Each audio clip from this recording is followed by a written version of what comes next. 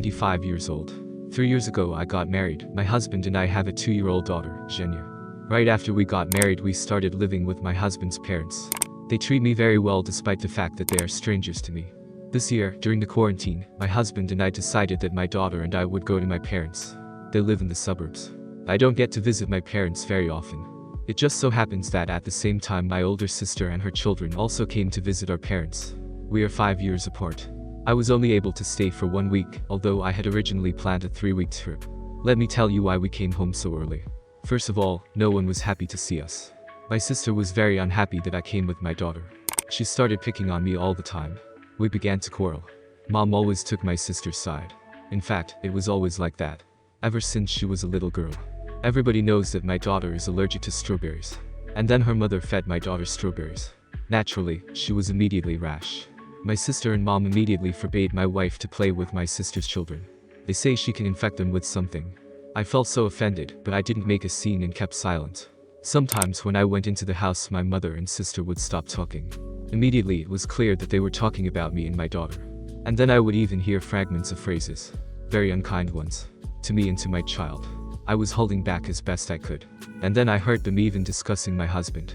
I was so offended. I have a very good husband. I am a good hostess and a loving, caring mother.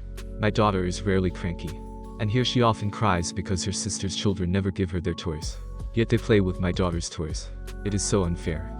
A few days later I heard my sister yelling at my daughter. I immediately remembered my childhood. I remembered how my mother always only punished me. My mother never even fully listened to me. But every minute she was ready to listen to my older sister. It hurt me so much then. But I always tried to justify my mom. Like, she was tired at work, she was just in a bad mood.